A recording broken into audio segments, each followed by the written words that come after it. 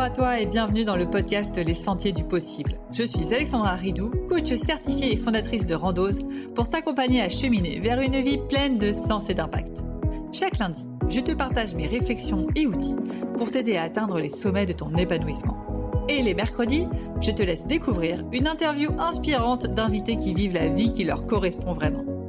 Ah, et j'ai oublié, je t'invite à écouter chaque épisode en marchant. Les neurosciences l'ont démontré, marcher te permet de prendre plus de recul, de développer ta créativité et ainsi prendre les meilleures décisions pour vivre la vie qui te fait vibrer. Salut Miss Buffet Froid, aka Buffet, je suis ravie de t'avoir sur le podcast Les Sentiers du Possible. Comment vas-tu ? Écoute, merci à toi de m'inviter et moi j'ai la méga patate. Top, ça va envoyer du lourd et de l'énergie pendant cet épisode, je n'ai aucun doute. Miss Buffet Froid, je vais t'appeler Buffette pour les Buffette, ouais. durant tout l'épisode. Buffette, en quelques mots, moi je te décrirais un peu comme la nana qui a peur de rien, qui s'assume, qui envoie du lourd et qui va être là sur le réseau. Allez, prends ta place, assume qui tu es, fais connaître ta marque personnelle. Toi, comment tu te décrirais ? Oula, c'est un exercice qui est toujours compliqué pour moi parce que j'ai le cerveau qui est un peu en arborescence et je fais plein de choses qui n'ont pas vraiment de nom. Ou alors c'est des concepts un peu américains, ou c'est des trucs, voilà. Ou alors les gens ne comprennent pas vraiment. Donc moi j'aime bien dire que, bon alors déjà là-bas je suis photographe, enfin ça c'est les gens comprennent en général. Et j'aide les gens dans leur posture. Et donc dans leur posture, ça va travailler le mindset, ça va travailler leur personal branding, ça va travailler tout un tas de choses qui vont être, que ce soit en tant que salarié ou en tant qu'entrepreneur, qui va être déterminant. Parce que tu l'as dit, en fait, tu me vois comme quelqu'un qui s'assume totalement. Et à partir du moment où on a les clés pour s'autoriser à être soi, il y a beaucoup de choses qui deviennent beaucoup plus simples dans la vie, en fait.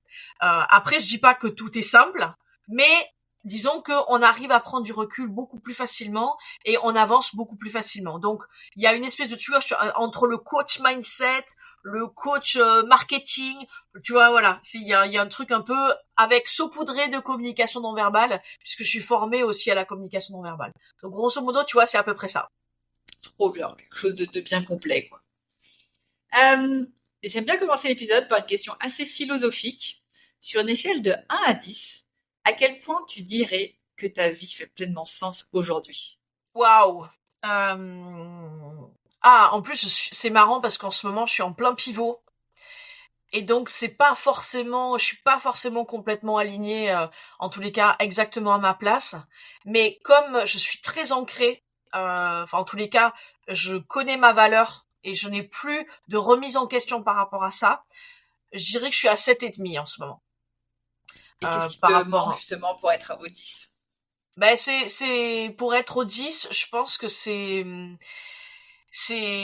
être aligné avec on va dire de la logistique, vraiment en termes de business.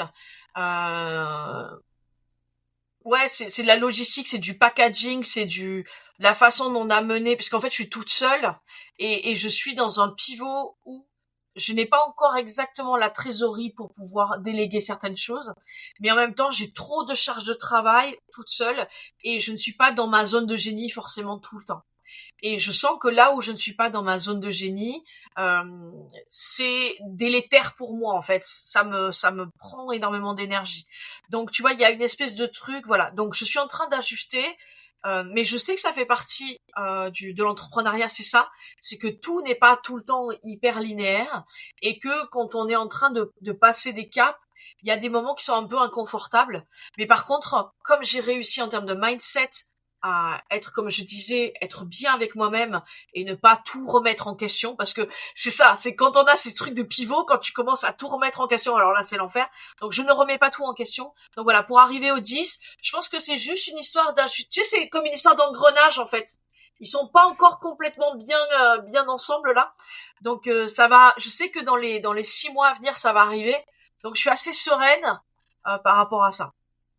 Trop bien. Et tu as toujours été dans l'entrepreneuriat ? Pas du tout. pas du tout, puisque moi j'ai 47 ans et demi, j'aime bien dire le petit et demi. Je suis entrepreneuse depuis, enfin non.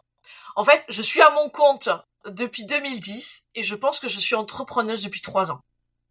Parce qu'en fait, avant, j'ai été salariée. Enfin, j'ai eu plein de boulots dans plein de trucs différents. Enfin, on pourra en parler peut-être. J'ai compris ce que c'était l'entrepreneuriat il y a 3 ans, parce qu'en fait, avant, pour moi, j'étais une artisane qui vendait mon savoir-faire. À l'heure, souvent, c'était à l'heure. Et j'ai compris qu'être entrepreneur, c'était pas ça. Être entrepreneur, c'était créer un écosystème qui va te permettre de réaliser tes objectifs personnels qui te sont personnels, en fait. Et pour moi, c'est pas du tout pareil d'être dans une posture d'artisane qui vend vraiment son savoir-faire et d'être dans un délire où tu vas construire tout ton écosystème, toute ta vie, en fait, au final, professionnelle, pour réaliser. Alors, il y en a qui vont dire des rêves. Moi, je parle d'objectifs, puisque j'ai des objectifs de retraite. Alors, ça peut être très pratico-pratique, mais c'est avoir une mutuelle qui comprend, parce que je suis malentendant, de mes appareils auditifs qui coûtent une blindasse. Ça va être avoir ma retraite, ça va être avoir mes compléments alimentaires parce que ça me fait du bien pour dans mon corps, etc., etc. Il y en a qui veulent des yachts, il y en a qui machin. Moi, c'est très basico-basique et en même temps, c'est important pour moi. Donc, pour moi, c'est ça. Je suis entrepreneuse depuis 3 ans et j'ai beaucoup plus appris en 3 ans, et même en termes de mindset, c'est ça qui est ouf, c'est que je trouve que tu fais de la thérapie XXL enfin dans un temps hyper restreint. Et donc voilà, donc je suis vraiment entrepreneuse depuis 3 ans. Par contre, voilà, depuis 2010, je suis quand même à mon compte. Ce qui fait que du coup, j'ai galéré pendant plein d'années, quoi. Et qu'est-ce qui t'a fait ce déclic justement de passer de l'artisan à l'entrepreneur? Un truc qui est pas super fun, c'est que j'ai failli perdre quelqu'un dans mon entourage qui m'était vraiment très cher. Enfin, il est toujours là, hein. Mais bon, bref. Et je sais pas pourquoi, je suis allée voir mes points retraite. Et là, j'ai fait quoi? Je sais plus, je crois que j'étais à 600 euros, un truc comme ça. Je fais, mais attends, le seuil de pauvreté, c'est à combien? Enfin, tu vois. Et en fait, j'ai pris une claque. Et je me suis dit, mais meuf, en fait, tu bosses soir et week-end. Mais c'était ça, hein. Je bossais soir et week-end. Tu ne mets pas d'argent de côté. J'ai pas d'enfant. Donc, je veux dire, ta vie, c'est ton boulot, en fait. Mais c'est quoi le sens dans tout ça, en fait? Je veux dire, si t'as un pépin, parce que du coup, voilà, j'ai failli perdre quelqu'un, donc je me suis dit, si t'as un pépin demain, mais t'es dans la merde, en fait. T'es vraiment dans la merde. Et je pense que c'est à ce moment-là où je me suis dit, il va falloir que t'arrêtes de penser comme tu penses actuellement.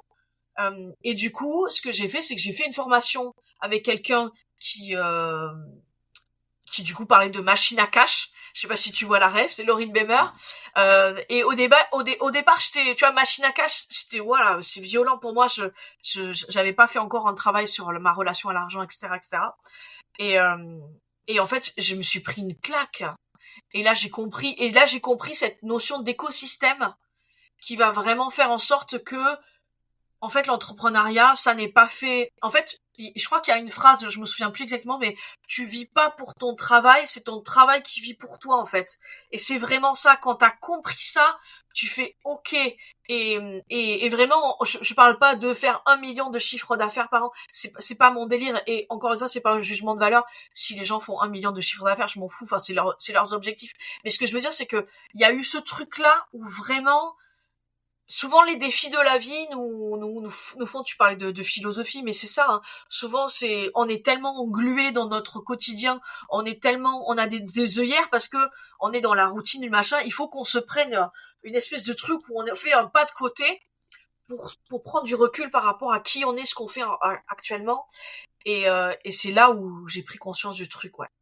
Ça a été extrêmement violent, mais en même temps, j'ai presque envie de dire merci la vie, parce que je sais pas si j'aurais pas continué sur cette voie et probablement finir par un burn-out, puisque j'en ai déjà fait en plus. Tu vois, un truc qui soit vraiment pas cool, quoi. Parce que avant, du coup, t'étais 100% photographe, c'est ça? Ouais, alors en sachant que j'étais photographe et aussi j'avais un petit temps partiel. J'étais en CDI d'ailleurs, en temps partiel, en tant que prof de photo dans une école d'art. Quand t'es prof, pareil, ça te demande un temps mais phénoménal. Alors il y en a qui disent oui, les vacances, tout ça, ouais, ok. Et donc du coup moi je cumulais les deux, c'est-à-dire que les temps où c'était un peu moins intense en tant que prof, ben c'était hyper intense en tant que photographe, parce que du coup l'été c'est là où il y avait tous les mariages, voilà. Noël c'est là où il y a toutes les photos, donc si tu veux j'avais zéro temps mort, c'était non-stop tout le temps. Donc il y a un moment donné compliqué quoi. Mais avant d'être photographe, j'ai fait plein de trucs. J'étais femme de ménage, j'ai bossé en radio pendant 8 ans, j'étais entrepreneur de spectacle, j'ai bossé dans l'insertion professionnelle des jeunes diplômés. Enfin, j'ai fait vraiment plein de trucs. J'ai bossé aussi en tant qu'animatrice culturelle spécialisée dans le théâtre.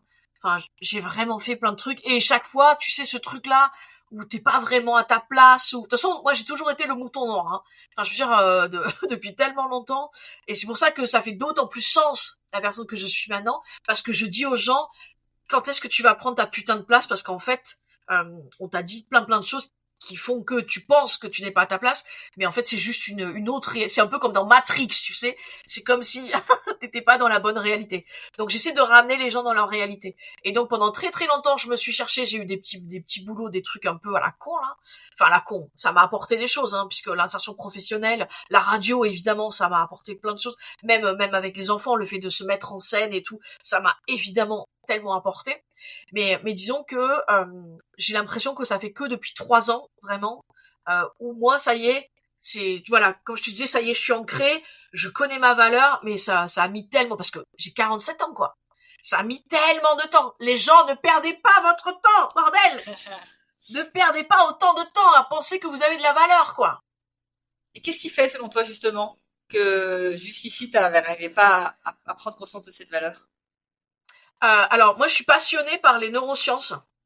Et je pense que vraiment, quand j'ai compris beaucoup de choses par rapport au fonctionnement du cerveau, j'ai commencé à prendre du recul et je suis passée par, enfin, j'ai eu beaucoup de choses quand j'étais adolescente sur l'incompréhension de mon corps. Et d'ailleurs, petite anecdote, enfin, qui est très, enfin, en fait, je suis partie à New York là, il y a la semaine dernière, et dans l'avion, j'ai commencé à avoir des crises d'angoisse énormes. Et en fait, je ne comprenais pas, parce que c'était des trucs que je vivais quand j'étais adolescente.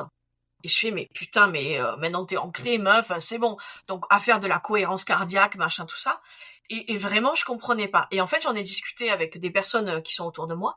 Et en fait, il s'est avéré que j'ai compris que j'étais en périménopause.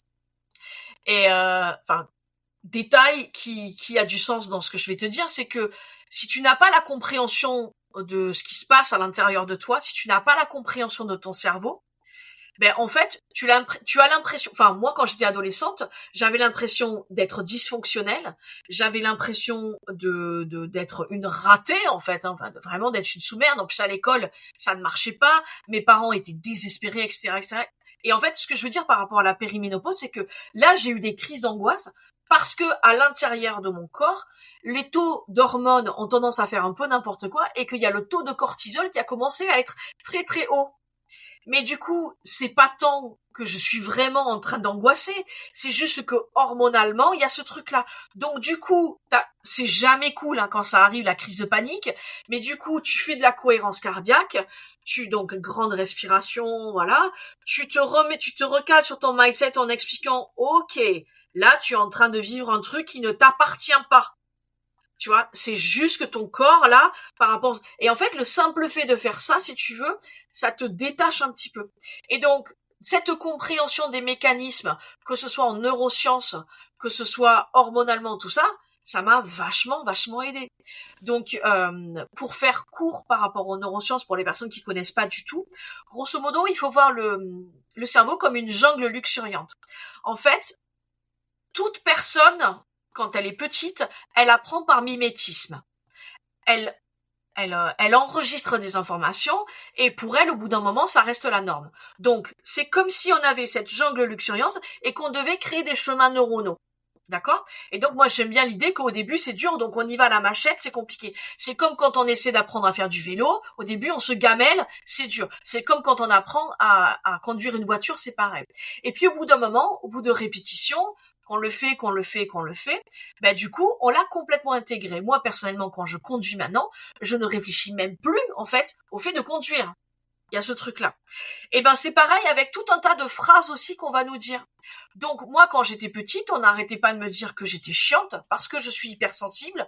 Donc j'ai des émotions que mes parents n'étaient pas outillés pour comprendre comment est-ce que je fonctionnais. Je pense très probablement, j'ai pas eu de diagnostic, mais je suis neuroatypique parce que j'ai le cerveau qui part en arborescence, donc qui part dans tous les sens. Donc au niveau de la concentration, c'est pas ouf. Je suis dyscalculique, donc c'est l'équivalent de la dyslexie, mais avec les chiffres. Et j'ai fait en plus un bac scientifique, donc je te laisse imaginer. Voilà. Bref. Et donc si tu veux, vraiment de fait, moi je pensais que j'étais dysfonctionnelle. Donc le fait de comprendre que toutes ces phrases, j'ai fini par les intégrer et que c'était mon identité parce que par mimétisme, je pensais que c'était la réalité. Sauf que à des moments de ma vie, j'ai découvert des gens qui m'ont dit que j'étais autre chose de ce qu'on m'avait dit. Donc au début, je ne le crois pas. Je dis oui, mais t'es hypocrite, oui, mais t'es machin. Et puis plus on te le répète et puis tu vois que t'as de l'impact, tu fais ok, donc t'es en train de créer un nouveau chemin neuronal. En fait, j'aime bien imaginer, tu sais, c'est comme quand tu marches sur la pelouse. Tu sais, ça crée des sillons. Si t'arrêtes de marcher sur le chemin, la pelouse, elle repousse.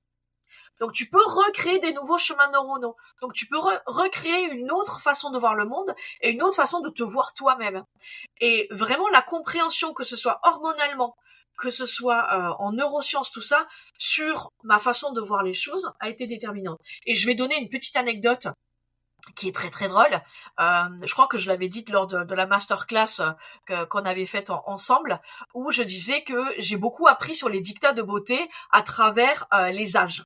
Et il y a un truc qui moi me fait beaucoup rigoler, c'est que les statues grecques, elles avaient des tout petits pénis.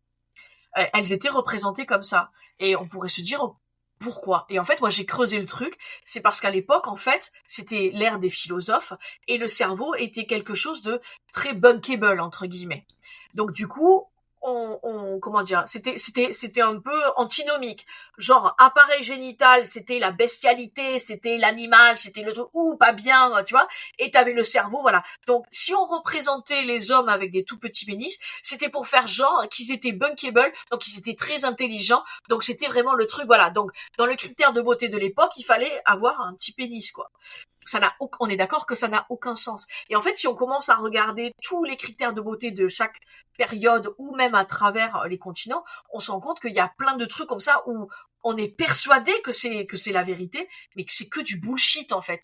Donc toute cette compréhension, ça m'a permis de prendre du recul sur Kishi parce que je suis en situation d'obésité, je suis malentendante, je te dis j'ai un cerveau qui fonctionne peut-être pas de la même manière que d'autres puisque je pense que je suis neuroatypique. Donc si tu veux, je me dis ok, en fait, oui, je fais pas partie de cette norme bunkable, mais pour autant, je fais du bien à des gens avec mes photos, je fais du bien à des gens quand j'étais dans l'insertion professionnelle, j'arrivais à les aider d'une certaine manière, donc j'ai aussi de la valeur. Donc tout ça, si tu veux, ça m'a permis de me réancrer en moi et de recomprendre que je pouvais avoir de la valeur. Après, j'ai compris un autre truc aussi qui était déterminant, c'est une de mes petites phrases fétiches, c'est que on peut pas plaire à tout le monde.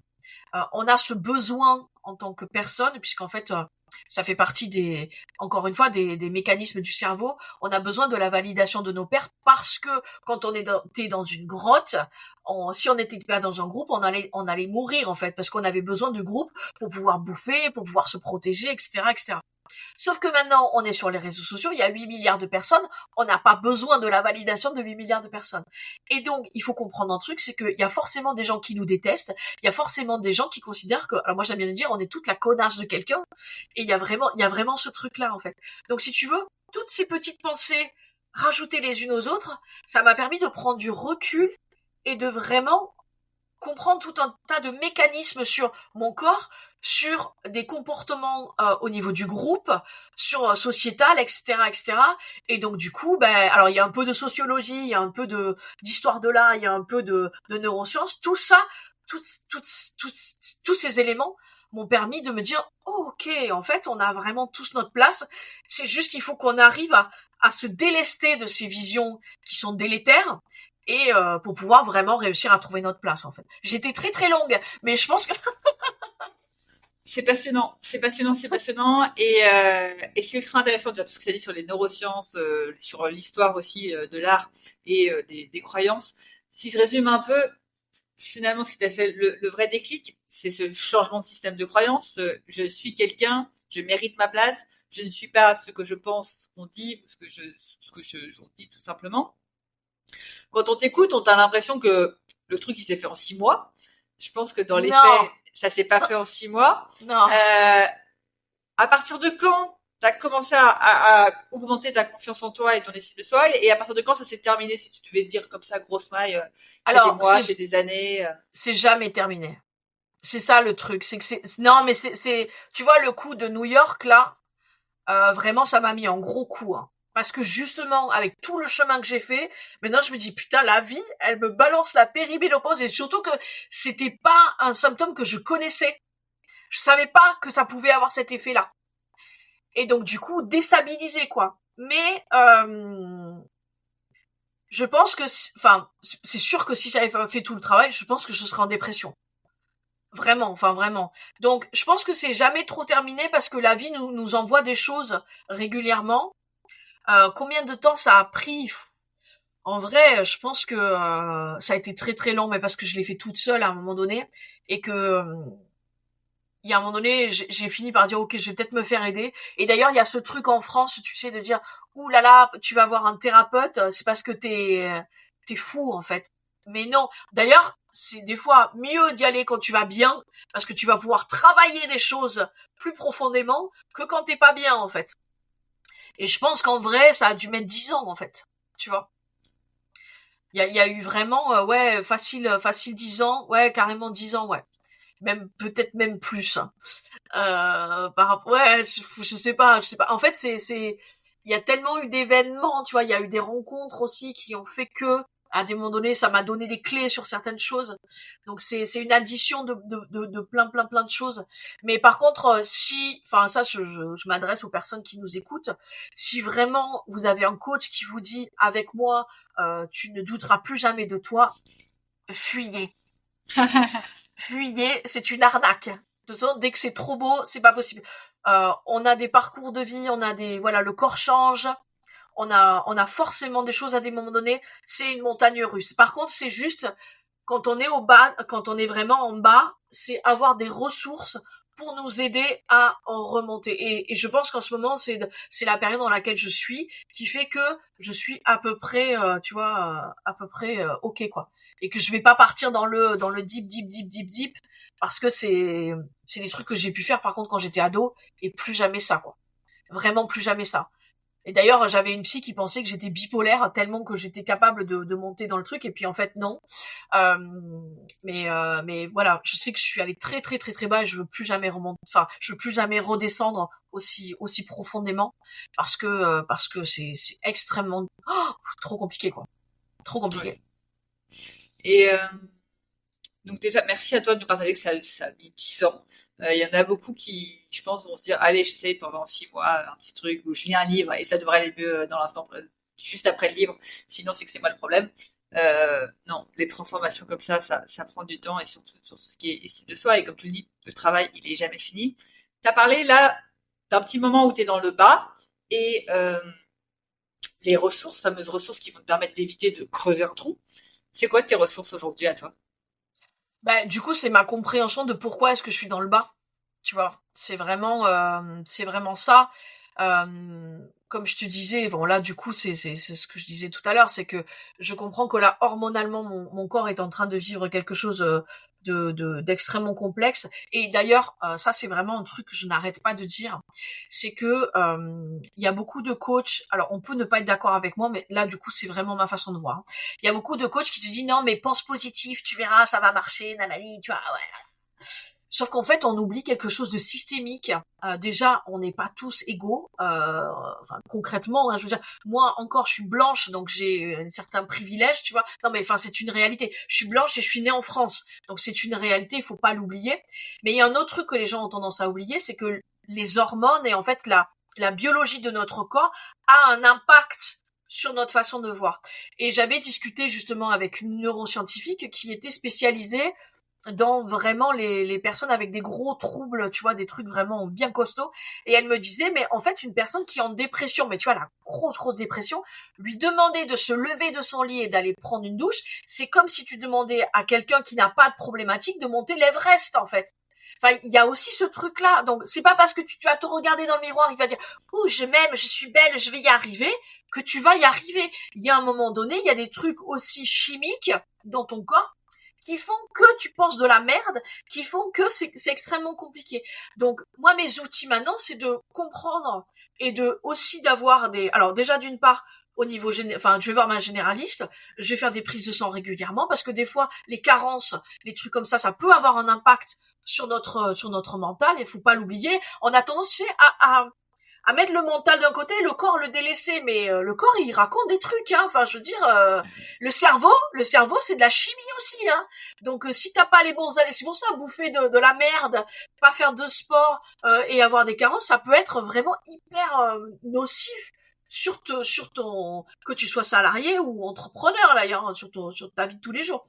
Donc il y a ce truc là. Donc déjà régulièrement je vais faire des tests, des machins pour voir s'il y a pas un truc qui dysfonctionne. Et ensuite, comme je disais, moi j'ai c'est un peu virtuel, mais j'ai un peu ma truc à doudou. C'est-à-dire que quand on est vraiment dans une période où on doute vraiment, c'est une boîte ou un dossier ou machin où tu vas mettre tous les trucs hyper positifs que les gens ont dit sur toi. Donc ça peut être les avis clients, ça peut être des mots, des vocaux de personnes que tu aimes vraiment, et du coup te remémorer ce truc-là, parce que des fois on a tendance à oublier tous les trucs incroyables qu'on a pu faire. D'ailleurs, il faut savoir que le cerveau retient le négatif beaucoup plus facilement que le positif. D'ailleurs, je crois qu'il a besoin, pour contrecarrer un négatif, de 7 positifs. Donc si là je te dis un truc dégueulasse, il va falloir que je te dise 8 trucs positifs pour que tu oublies que je t'ai dit un truc dégueulasse. Et encore, c'est pas, ça dépend du truc dégueulasse. Mais du coup, voilà, c'est tous ces outils-là que j'ai. Qu'est-ce que tout ça, ça va être voilà, faire attention à mon corps, voilà, je prends beaucoup de compléments alimentaires par exemple, parce que je sais que ce que je bouffe n'est pas toujours forcément top. Je fais attention voilà à mon corps. J'ai cette boîte doudou, et puis surtout j'ai tendance à prendre du recul, c'est-à-dire à ne plus être parce qu'on est quand même dans une ère d'infobésité où il y a tout qui va très vite machin. Donc c'est ok, on prend du recul. Je m'écoute aussi beaucoup, c'est-à-dire que là je sais que je vais avoir un gros événement, un gros séminaire.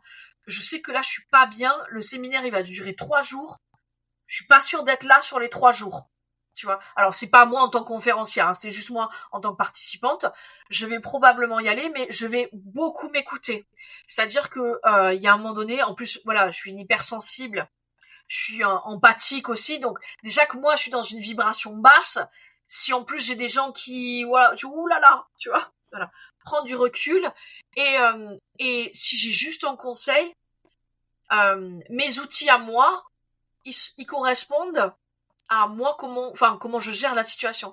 Ce que je veux dire, c'est qu'il y en a, ils vont avoir besoin peut-être de chiller sur Netflix. Il y en a, ils vont peut-être aller juste besoin d'aller faire une balade en forêt. Il y en a qui vont juste peut-être avoir besoin de se payer un massage, j'en sais rien. Il y en a qui vont peut-être avoir besoin de se lancer dans un nouveau projet. En fait, ce qu'il faut comprendre, c'est qu'on est tous différents. On a tous des mécanismes différents. Et je crois que le goal de la vie, pour moi, le goal de la vie, c'est comprendre comment est-ce qu'on fonctionne. Parce que quand on comprend comment est-ce qu'on fonctionne, c'est là où on va réussir à prendre sa place. Et on va arrêter de se faire bouffer partout. Et tu vois, dans les fonctionnements, il y a plein de trucs. Après, en psy, tu sais, il y a le bourreau, la victime, et je sais plus ce que c'est le troisième. Ouais, voilà, c'est ça. Et déjà comprendre que des fois on est dans ces trucs-là, comprendre que là, il y a eu des moments donnés où j'ai eu des configurations qui ont extrêmement activé beaucoup de colère. Je fais oula, ça c'est pas normal. Tu vois, qu'est-ce que ça veut dire sur parce qu'une personne qui est très en colère en général, c'est qu'on a activé des choses en elle. Donc du coup, c'est prendre du recul en disant OK, là si je suis en colère, qu'est-ce qui se passe en moi, etc., etc. Donc si tu veux, moi je sais que j'ai besoin mes outils à moi, c'est une compréhension, je suis un scanner, c'est un peu en tant que photographe, je suis un peu pareil. J'ai besoin de scanner les gens pour vraiment avoir la photo qui va faire que c'est vraiment eux, mais c'est parce qu'en fait, c'est mon mode de fonctionnement. Je suis comme ça. J'ai besoin de tout comprendre pour pouvoir prendre du recul et agir en fonction d'eux. Et donc, quand je suis dans le bad, c'est que ça raconte quelque chose sur quelque chose que j'ai vécu, quelque chose, etc., etc. Alors, évidemment, on écarte le côté corps, parce que des fois, c'est juste le corps qui dysfonctionne. Et à partir de là, je prends du recul, je ralentis, et je mets en place des choses, que ça peut être du psy, ça peut être aussi reprendre ce que je fais au quotidien, et est-ce que ce que je fais, est-ce que les tâches que je fais ont du sens ou pas. Donc, on en revient à ce que je disais tout à l'heure, où je sens que je suis dans un cap, où il y a des tâches dans le quotidien qui me prennent vraiment de l'énergie, tu vois, etc., etc. Donc l'idée, c'est de se recentrer et de comprendre son mode de fonctionnement. Et, je finirai avec cette phrase d'un psy qui m'avait dit un truc qui m'a complètement mindfucké. Il m'avait dit, en fait, vous devriez faire vos besoins fondamentaux. Et j'étais là, ouais, boire, manger. Non, non, non, non, j'ai pas dit besoins vitaux. J'ai dit besoins fondamentaux. Et là, j'ai dit, mais comment je les connais? Et il me dit, mais en fait, vous les connaissez, mais vous voulez pas les entendre, enfin, vous voulez pas les voir, vous voulez pas les écouter. Et là, tu sais, tu fais, t'as le cerveau qui fait quoi? Et du coup, ça m'a vachement interpellée. Et du coup, je me suis mise à réfléchir. Qu'est-ce qui allait dans le sens de ma vitalité? Quelles sont les choses que je fais au jour le jour qui me demandent quasiment pas d'énergie et que je fais en kiffant? Et quand on commence à faire cette liste, du coup, on se rapproche sur son mode de fonctionnement. Et tu vois, moi, il y a un truc qui me fait énormément du bien, c'est aller à des concerts de métal. Puisque oui, j'écoute de la musique qui fait du bruit. Alors, il y a des gens, ils pourraient trouver ça horrible, tu vois. Mais moi, ça me fait du bien. Donc, dès que je peux, dès que j'ai la possibilité, je vais voir des groupes qui me font kiffer, parce que je sais que quand je vais ressortir, je vais être dans un état de transe, d'exaltation, de top, quoi. Donc l'idée, c'est vraiment ce truc-là, c'est que les outils qu'on a, il faut comprendre comment est-ce qu'on fonctionne, il faut se recentrer sur ce qui nous fait vibrer pour comprendre qu'est-ce qui peut nous faire du bien, en fait. Et ouais, alors cette fois, pour de vrai, je finis. Il faut faire très attention à son environnement. Moi, je sais que ça a été déterminant sur la compréhension que, en fait, mon environnement que je pensais être bien pour moi, je mets bien des guillemets, était plutôt, comment dire, qui n'allait pas, en fait, dans le sens de qui j'étais vraiment. Et ils essayaient pas de, enfin, comment dire, c'était pas méchant de leur part, en fait. C'est juste qu'ils avaient une autre réalité qui n'était pas celle qui me correspondait, en fait. Et souvent c'est les parents, et je sais que pour ça j'ai été le mouton noir pendant très longtemps, parce que je suis pas mariée, parce que j'ai pas de maison, parce que j'ai pas d'enfants, et que je n'ai pas cette vision de la réussite comme eux l'entendent. Mais moi, ma réussite, c'est kiffer ma vie et faire du bien aux gens, quoi. C'est ça qui me fait vraiment vibrer, et aller à des concerts de métal. Mais mais voilà, ce que je veux dire, c'est que on a tous nos trucs, et j'imagine que toi aussi, quand t'es dans des downs, t'as tes petites méthodes à toi qui te sont personnelles, et que peut-être d'autres gens, peut-être que si tu me le dis, je fais ah non, mais moi si je fais ça, je vais, enfin ça va pas du tout me faire du bien. Donc du coup, faut faire attention quand on écoute des conseils comme ça, de pas trop être dit ah ben si elle a fait ça, moi je vais faire pareil, parce que peut-être que c'est pas bon pour vous, en fait. Ouais, j'adore cette philosophie, en effet. On est tous uniques de toute façon. Nos fonctionnements sont propres. Et nous as donné plein de pépites. Si j'essaie de résumer un peu, la première, c'est quand même bien se connaître, comprendre comment on fonctionne, comprendre notre mécanisme. Là-dessus, tu nous as donné plein de choses déjà pour bien se connaître. Tu nous as donné comment fonctionne notre cerveau, les neurosciences, notre corps aussi, bien prendre soin de notre corps. Connaître ses besoins fondamentaux, comme tu as dit, c'est aussi assez important. Qu'est-ce qui nous donne de l'énergie? Et la partie sur notre environnement, à quel point il est important, et à quel point, comme tu l'as dit, le critère, c'est est-ce qu'ils ont la même vision de la réussite que toi ou non, parce que sinon, ils vont te dire t'es trop nul parce que tu rentres pas dans le schéma de la vérité, de la réussite, de cet environnement. Ultra, ultra intéressant. Mais du coup, ce que j'aimerais bien comprendre, c'est comment t'en es venu à je suis une photographe qui se pose des questions. Du coup, quand tu étais photographe et que tu étais là avec ton temps partiel, tu commençais ce travail, si je dis pas de bêtises, de cheminement, de qui je suis, de trouver ma place, etc. Comment t'es passé de là à, tiens, je sais, c'est cette idée de business que je veux lancer. Tu dis que t'es en plein pivot, donc je pense que ça s'est fait par étapes et tu vas nous raconter tout ça. Mais voilà, comment je fais pour vraiment trouver ma place, trouver l'activité qui me correspond, comme tu dis, c'est assez unique. Mais comment t'as fait ce chemin?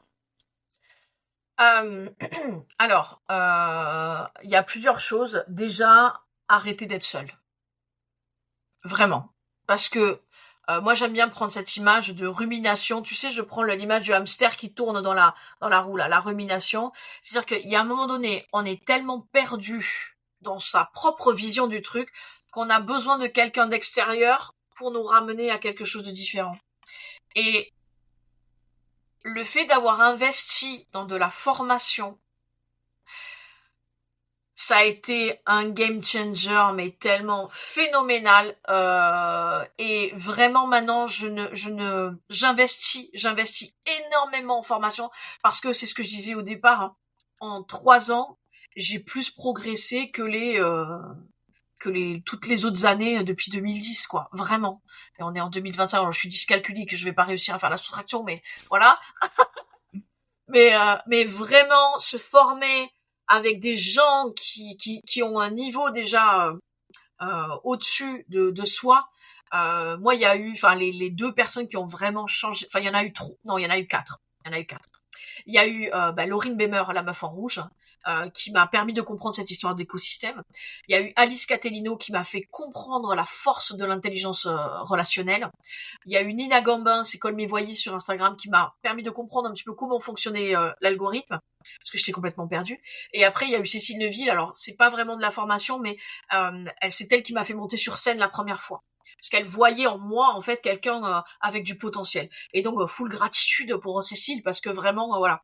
Ce que je veux dire, c'est que les rencontres, les formations, tout ça, aller dans du networking. Et alors, petite parenthèse, attention, parce que oui, j'ai fait du networking, où il y a les gens qui passent leur temps à vous balancer des cartes. C'est pas là où il faut aller. Non mais, enfin, soyons très honnêtes, quoi. Il y a du networking, les gens, ils essaient juste de te vendre leur truc. Donc, essayez de trouver un écosystème dans lequel où il y a du vrai partage, où il y a de l'entraide et où vous pouvez grandir les uns avec les autres. Donc, c'est vrai que moi, je fais partie de clubs, notamment, je fais partie de plusieurs clubs d'entrepreneurs où il y a cette envie, où j'ai rencontré des pépites, où on s'entraide et il n'y a pas un truc de tu vas forcément prendre mon truc, etc., etc. D'ailleurs, je pense qu'on fait partie du même club, voilà. Et c'est ça qui est important. Et la preuve, je pense que peut-être que tu me connaissais pas avant ce club et que ben voilà, non mais c'est ça que c'est super intéressant. Ouais. Donc c'est vraiment important de ne pas rester seul. Et si vous sentez que là où vous allez, c'est un peu comme les psys en fait. Hein. Au début, tu testes un psy, tu fais non, ça va pas, hop, t'en continues. Il faut rien lâcher en fait. Il faut vraiment rien lâcher par rapport à ça. Donc si tu veux, qu'est-ce qui a fait que je suis passée de ça à ça? Évidemment, ça s'est pas fait en un jour. Enfin, clairement, parce qu'il y a eu plein de rencontres. Voilà. Je suis quelqu'un aussi, je suis autodidacte. Et je pense que c'est un truc qui est hyper important, c'est que, et comme je l'ai dit aux parents, j'aime comprendre. J'ai cette appétence de process, d'être dans ces trucs-là, même si la compta, c'est pas mon truc, tu vois, par exemple, mais il y a des choses où, l'humain, c'est quelque chose qui m'intéresse, la communauté sur l'influence, tout ça, c'est quelque chose qui m'intéresse, les comportements en groupe, tout ça, ça m'intéresse. Donc, j'ai lu, j'ai écouté des podcasts, je me suis formée beaucoup, donc j'ai investi, tu vois, l'année dernière, enfin, sans mentir, je crois que j'ai investi 10 000 euros, en fait, en formation. Il y en a qui vont dire, waouh, c'est énorme! Parce que c'était quasiment la moitié de mon chiffre d'affaires. Mais du coup, j'ai tellement progressé, que du coup, je suis trop contente, en fait, de ce truc-là. Et après... Attends, je te coupe 2 secondes, ouais. Du fait. Il y a une réflexion qu'on fait souvent, c'est ah oui, non, mais pour investir sur soi, faut avoir des milliers d'euros, faut être super riche et tout ça. Comment toi, t'arrives à passer le cap d'investir sur... Parce que je suppose que tu gagnais pas de l'or quand tu étais juste photographe et à temps partiel. Tu le disais, tu avais tout juste de quoi manger. Comment t'as trouvé, voilà, ce courage de dire, allez, j'investis sur moi. Je pense que t'as peut-être dû te serrer la ceinture. Voilà, comment ça s'est passé, tous ces investissements et que tu continues de faire par rapport à ce côté sécurité financière? Est-ce que j'ai l'argent? Est-ce que j'ai pas l'argent? Alors, ce qui s'est passé, c'est que mon premier investissement, très rapidement, a été épongé, en fait. Et donc, quand tu vois ça, tu te dis, attends, mais du coup, si j'avais... En fait, en fait, les gens croient que c'est payer un truc. Mais c'est vraiment de l'investissement. C'est-à-dire que il y a des choses où tu vas avoir un retour assez rapide, en fait. Et donc, rapidement, j'ai eu ce truc-là. Et enfin, si tu regardes enfin, je sais plus combien c'était mon chiffre d'affaires alors je sais plus net, brut. Net, c'est quand il y a plus rien. Brut, c'est quand il y a toutes les choses. En brut. Ouais, bon. Ouais. En brut, j'étais à 20 000. Tu vois, donc je crois que j'avais mis la moitié de trucs. Et l'année d'après, j'étais à 50 000. Enfin, donc les 10 000, ils étaient sans problème, en fait, tu vois. Là-dessus, il y a pas de problème, quoi. Donc, et en fait, comme il y avait cette histoire de retraite, alors j'avais un tout petit peu d'argent sur un PEL ou un truc, tu vois. Et donc, du coup, j'ai fait un paiement, je crois, en 10 fois. Tu vois. Mais du coup, comme t'as un retour sur investissement, ben, tu continues, tu vois, tu continues. Et du coup, ça m'a permis ensuite de faire des conférences, ça m'a permis d'être invité dans des podcasts. Enfin, si tu veux, ma notoriété a tellement grossi et ben, le nombre de clients a tellement grossi qu'il y a un moment donné, voilà, tu te dis, bon ben, je vais pas chercher à comprendre, quoi. Donc oui, le premier paiement est dur. Parce que tu te dis, putain, est-ce que je fais le bon choix? Et d'ailleurs, je voudrais dire un truc, c'est que j'ai beaucoup encore investi cette année et j'ai pas eu toujours les bons choix. Mais je m'en fous parce qu'en fait, quand j'ai fait les bons choix, ça a pu éponger les mauvais choix. Vraiment. Et donc du coup, c'est pas grave si je me suis gaufrée sur certains trucs parce que je sais que ben, je vais le retrouver, quoi. Et je crois que l'entrepreneuriat, c'est aussi ça. C'est des fois, alors pas se mettre en danger. L'idée, c'est pas non plus d'avoir des trucs où t'as 100 000 balles de crédit, etc., etc. L'idée, c'est de faire petit à petit, mais d'avoir en tête ce truc-là que des fois tu peux te gaufrer, mais il faut savoir rebondir, en fait, avoir ce truc-là. Après, pour être tout à fait transparente, je m'étais donné la date de janvier 2026 où je repartais dans le salariat si vraiment j'y arrivais pas. Bon, là, a priori, ça va, mais c'est vrai que l'année prochaine, si par rapport... Parce que là, je travaille énormément, enfin, c'est très intense, puisque du coup, ça fait que 3 ans au final que je suis vraiment très intense. Et je me dis, je peux pas continuer sur ce rythme d'intensité. Si je n'arrive pas à trouver, et c'est pour ça que je te dis, je suis pas encore complètement les engrenages là, si je n'arrive pas à trouver encore complètement, je repartirai dans le salariat. Parce que je sais exactement ce que je peux apporter dans le salariat. C'est juste que j'ai juste envie quand même de tester moi toute seule de mon côté.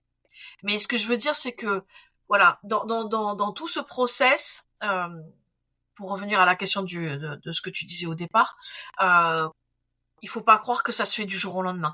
De toute façon, dès qu'un coach, dès que un formateur vous dit que vous allez faire tant de chiffres d'affaires, que ça paraît mirobolant, et qu'on vous dit que vous allez pas travailler, que ça va être facile et tout, mais franchement, non, mais il faut le dire, enfin, parce que il y en a marre, en fait, que les gens se fassent arnaquer, quoi. Vraiment. Donc, En même temps, tu vois, sur cette question-là, je me dis, est-ce qu'on n'a pas besoin de se faire avoir une fois pour comprendre la leçon? Ah, je sais pas. Parce que on est quand même beaucoup à marteler un peu le message de il y a rien de facile, les hauts, les bas, ils sont toujours là. Ceux qui promettent des promesses sans vachement d'argent, sans rien faire, ils sont toujours là et ils ont toujours plein d'argent. Et je me fais la réflexion à chaque fois, est-ce que l'humain a pas besoin de prendre conscience que, ok, en fait, je vis dans un fantasme, investir jusqu'à ce qu'il prenne conscience que, ok, en fait, j'aurais beau investir dans 15 formations différentes, à un moment donné, il faut que je me bouge les fesses. Je sais pas. Moi, tu vois, on parlait d'activation. Tu vois, d'activation. À partir du moment où moi, il y a de l'arnaque, ça m'active. Ouais. Je suis extrêmement mal à l'aise avec des gens qui veulent arnaquer les autres. Voilà, c'est une espèce de conflit de loyauté ou je sais pas quoi, et je sais que ça fait partie tu vois, des trucs qui me font du mal, quoi, tu vois. Mais t'as raison, parce que j'ai fait une dépolarisation sur le sujet. C'est peut-être ça, en fait, qui fait que maintenant je vois le positif. D'accord. aux arnaqueurs. Mais parce qu'avant, j'étais activée comme toi, et maintenant, tu vois, j'ai un peu lâché prise en mode, bah, en fait, les gens, ils ont besoin de ça. En fait, t'as besoin de te faire arnaquer une fois pour. À toute personne, moi, je me suis fait arnaquer quand j'étais rien à voir, hein. Mais en Thaïlande, j'avais acheté un faux diamant. On m'avait, enfin bref, toute une arnaque qui fait qu'on te dit qu'en ce moment, c'est incroyable, il y a des X% sur les diamants et que comme ça, tu reviens en France, tu le revends plus cher, tu te fais plein d'argent. Bref, argent facile. Moi, je me suis dit, hey, trop bien, de l'argent sans rien faire, vas-y. Alors, j'avais acheté un petit diamant, je sais pas, ça devait être 200 €. Comme je suis pas trop con, tu vois, je l'achète. Mais après coup, je me dis, tiens, on va voir sur Internet quand même cette histoire de bon plan. Et là, je tombe sur arnaque, arnaque, arnaque, arnaque. Donc, j'étais trop vénère. J'ai réussi à me faire rembourser, je crois, 100 € sur les 200. Mais tu vois, depuis cette arnaque-là, moi, j'ai compris la leçon de, il n'y a pas Ouais. d'argent facile. Et je me demande, tu vois, si notre cerveau n'a pas ce besoin à un moment donné de, ok, je me fais arnaquer une bonne fois, c'est dur à digérer, mais je retiens la leçon. Ouais, peut-être, hein, peut-être. Mais après, il faut faire la distinction aussi entre le fait de trimer toute sa vie comme un connard. Enfin, c'est pas corrélé en fait. L'argent n'est pas corrélé au fait de trimer toute sa vie. Ah non, Il y ouais. a, il y a, voilà, non, parce qu'il faut faire attention. Je suis en train de penser à ça là. Mais que ça ne parte pas dans dire oui, non mais elle dit raconte n'importe quoi.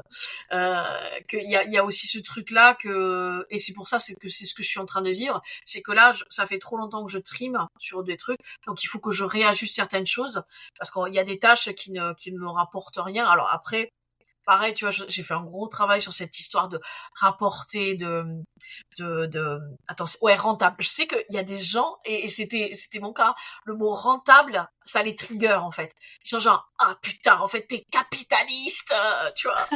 Ben non, mais c'est juste qu'il y a un moment donné, c'est soit le burn-out, soit tu vis à peu près bien. Et rentabilité, c'est pas forcément que des trucs dégueulasses, en fait.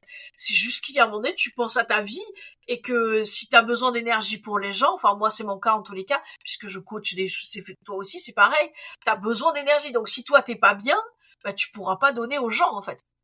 Et il y a ce truc là, mais c'est super intéressant ce que tu dis sur le fait que ouais peut-être que les gens ont besoin de se manger tu vois, c'est ce que je disais tout à l'heure, j'ai eu besoin de cet événement qui m'a fait prendre conscience que la vie était courte et qu'il pouvait m'arriver un problème pour peut-être me sortir les doigts quoi. Donc peut-être que ouais, t'as peut-être raison sur ce coup là quoi. Je vais t'aider à laisser couler quand tu vois un arnaqueur. Tu vas te dire, Voilà, bon, c'est ça. c'est bon. Il y en a qui ont besoin de prendre leur leçon. Mais ultra intéressant. En effet, ça veut pas dire, et je suis pas non plus à dire qu'il faut travailler forcément comme des dingues, qu'il faut dans la douleur pour y arriver. Comme tu dis, pour moi, en fait, je sais pas si t'es d'accord, mais en fait, t'arrives à trouver ton alignement quand l'effort ne te demande pas, entre guillemets, tant d'efforts que ça, parce que t'es justement aligné, et du coup, tu le fais avec plaisir, et t'es prête à le faire. C'est toujours cette notion, je trouve, de sacrifice versus résultat. À quel point le résultat vaut le coup, qui fait que t'es ultra à l'aise, et c'est ok de faire le sacrifice, ou c'est pas du tout ok, et là, t'es dans le fantasme d'attendre un résultat avec zéro sacrifice. Mais, Ouais.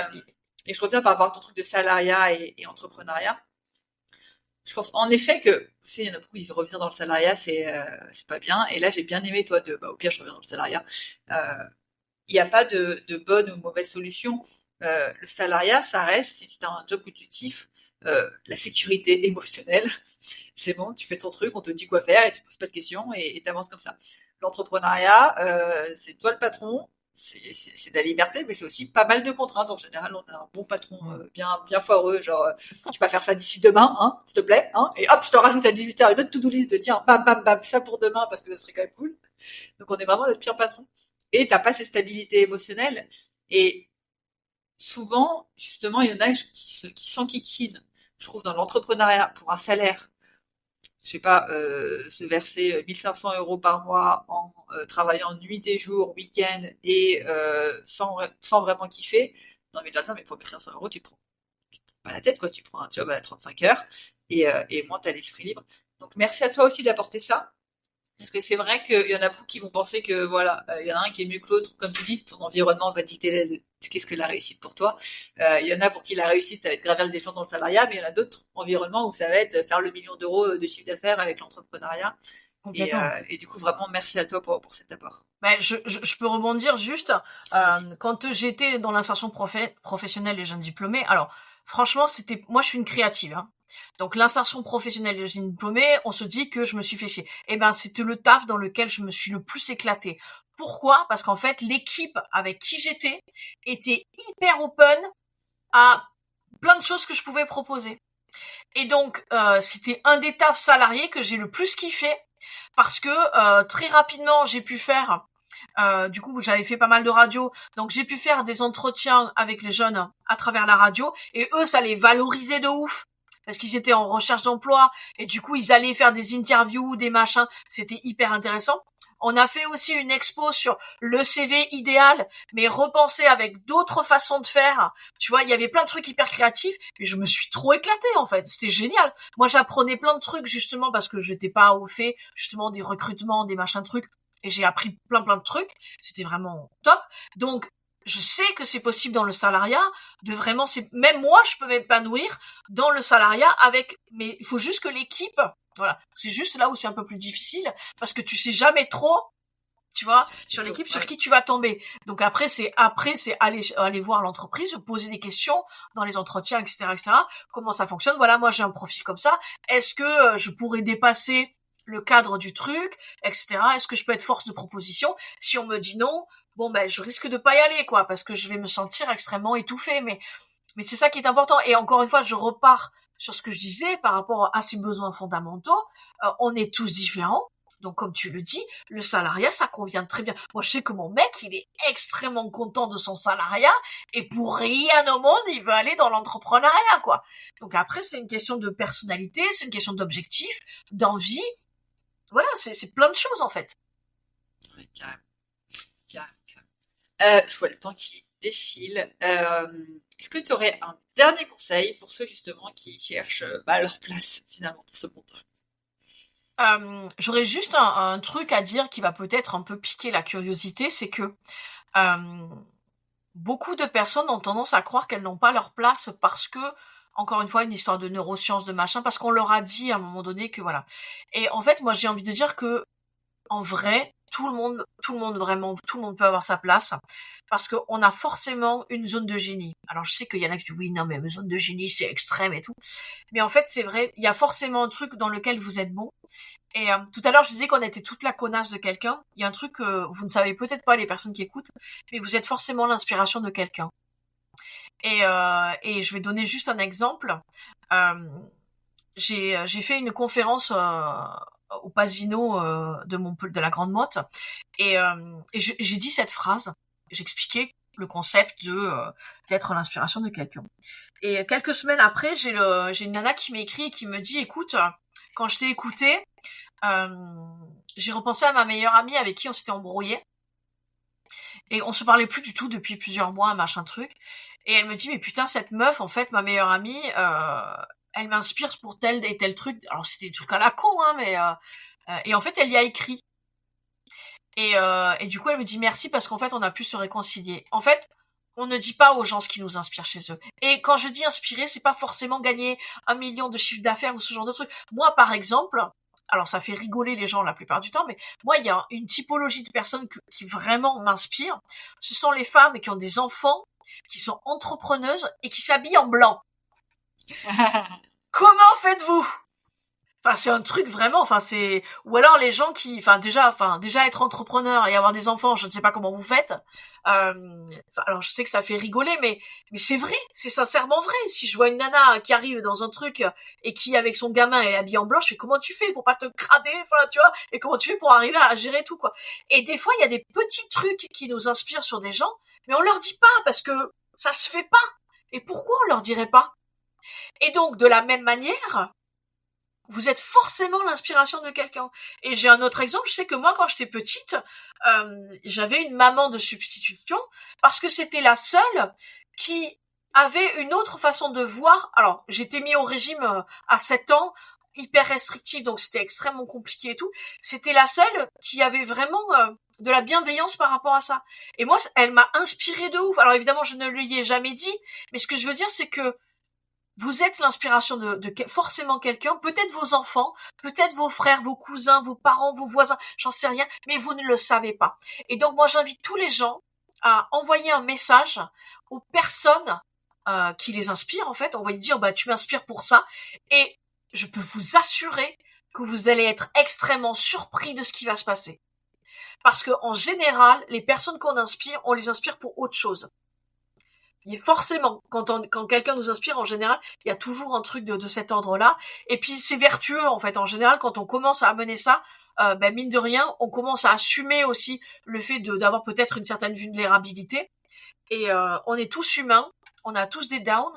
Donc c'est normal aussi de douter. Le syndrome de l'imposteur ne partira peut-être jamais. Et ça fait partie du truc, il faut l'accepter. Mais n'oubliez pas que vous êtes des pépites en fait. N'oubliez pas que vous êtes l'inspiration de quelqu'un. Et même si on ne vous l'a jamais dit, moi je le crois vraiment très profondément, puisque c'est ce qu'on n'a pas arrêté de me dire quand j'étais petite ou adolescente, que j'avais pas ma place, que je finirais à rien, que machin que truc. Et en fait, je sais que maintenant ma communauté, je leur fais extrêmement du bien. Alors tout le monde m'aime pas et c'est ok, hein, je cherche pas à la validation de tout le monde. Mais voilà, je crois que les gens oublient leur valeur vraiment, et ça peut être intéressant de se questionner par rapport à ça. Trop bien. Et j'adore cet exercice d'écrire des petits messages à ceux qui nous inspirent. Top. J'aime bien terminer l'épisode par une question de coaching qu'on va poser à nos auditeurs, et ils vont méditer ça en marchant et en musique. Est-ce qu'il y a une question comme ça que tu as envie d'inviter ceux qui nous écoutent à se poser? Ça peut être une question que toi, tu aimes bien te poser régulièrement. Ça peut être une question que tu t'es posée une fois dans ta vie et qui a été game changer. Est-ce que tu as un peu comme ça une question de réflexion pour mettre plus de sens et d'impact dans sa vie? Du coup, je pense que je vais reprendre la question de c'est quoi vos besoins fondamentaux en fait. Qu'est-ce qui va dans le sens de votre vitalité? Aujourd'hui, là, maintenant, qu'est-ce qui va dans le sens de votre vitalité? Parce que des fois, on avait aussi des passions ou des trucs quand on était petit qu'on a abandonnés et qui pourtant nous faisaient du bien. Ou alors, on s'est mis dans des trucs et au final, on avait un fantasme de ce truc-là. Et au final, ça nous pompe plus de l'énergie. Donc, qu'est-ce qui vous vampirise et qu'est-ce qui va dans le sens de votre vitalité? Et peut-être qu'en posant ça, en fait, déjà, ça peut vous permettre de cartographier des choses sur lesquelles vous pouvez enlever de votre vie. Et je finirai juste avec ça. Il y a eu un moment donné de ma vie où j'ai pris une décision assez radicale, où j'ai décidé de quitter quelqu'un. Dans mon entourage, personne n'a compris, donc j'ai été extrêmement seule. Ça a été très, très, très difficile. Mais je ne regrette tellement pas d'avoir pris cette décision, parce que la personne avec qui j'étais était profondément gentille, hein, il y avait pas de problème, mais moi je me faisais chier dans ma vie en fait. J'étais limite en dépression en fait. Et c'est pas parce que tout le monde autour de moi me disait mais non, vraiment, fais des efforts. Enfin, je veux dire, il y a un moment donné, non, mon quotidien c'est pas ça en fait. Et pendant, on va dire 1 an et demi, 2 ans, j'ai déménagé d'ailleurs 4 fois toute seule. Dur, hein, le déménagement toute seule. Mais j'ai fini par me recréer un écosystème et c'est possible. Donc, vraiment, écoutez-vous, allez dans ce qui vous fait vibrer, repensez à tout ça là, et puis allez consulter des gens. Moi, je sais que quand il y a eu les années Covid, c'est la période où je me suis retrouvée toute seule. J'ai eu besoin justement d'avoir un retour, et je suis allée consulter une psy en ligne. Et putain, ça m'a fait un bien phénoménal, parce qu'en fait, j'avais quelqu'un qui était neutre et qui arrivait à me dire des choses qui étaient constructives par rapport à ma situation en fait. Et ça m'a fait un bien fou. Donc faites attention à votre entourage, vraiment. Ça peut, voilà. Donc voilà, peut-être faire une liste de ce qui vous vampirise en ce moment et ce qui va dans le sens de votre vitalité. Top. Merci à toi pour ce rappel qui ne fait jamais de mal de se rappeler. Attention à votre entourage et faites-vous accompagner. Comme toi, j'en suis persuadée. La psy, c'est pas parce que vous êtes fou qu'il faut aller voir la psy. Exactement. Vous allez mal non plus. Comme tu dis, on peut mieux y aller quand on va bien, comme ça on règle vraiment les problèmes de fond et pas la petite merde du dessus. Donc un grand merci à toi, Buffette, pour toutes ces pépites, pour cette énergie, pour tout ce que tu nous as donné. Vraiment, je pense que les auditeurs, là, vous avez plus de raison de ne pas prendre votre place et de pas trouver la pépite qui est en vous. Buffette, pour ceux qui veulent t'envoyer des mots doux, te retrouver, où est-ce qu'on peut te retrouver? Alors, en général, c'est soit LinkedIn, soit Insta. C'est au choix. Voilà, je suis sur les deux, donc vous pouvez y aller sans problème. Sur les deux, on me retrouve facilement. Et c'est facile de me retrouver parce qu'il n'y a pas 2 personnes qui s'appellent Miss Buffet Froid. Voilà. Donc, en général, tu tapes Google Miss Buffet Froid, il y en a qu'une, hein. Il y a que moi. Top. Et ben, je mettrai au cas où quand même les liens dans le descriptif de l'épisode si jamais vous trouvez pas. En tout cas, encore un grand merci à toi et je te dis à très vite. Merci. Ciao. Ciao. Avant de te plonger dans la question de coaching du jour, pense à rejoindre la plateforme d'exercice en ligne du podcast pour y retrouver les notes d'épisode, les questions de coaching et l'action à réaliser pour cheminer pas à pas vers une vie pleine de sens et d'impact. Le lien est en description de l'épisode. Et bien évidemment, si tu as aimé cet épisode et le concept du podcast, tu peux me le faire savoir en me laissant une belle note ou un joli commentaire sur la plateforme de ton choix. Tu peux aussi partager le podcast à une personne qui peut en avoir besoin. Et c'est parti pour tes 2 minutes de coaching et on se retrouve très vite dans le prochain épisode. Bye bye! Et c'est parti pour ta question de coaching à méditer en marchant et en musique. Et aujourd'hui, c'est Miss Buffet Froid qui te pose cette question. Quels sont tes besoins fondamentaux ?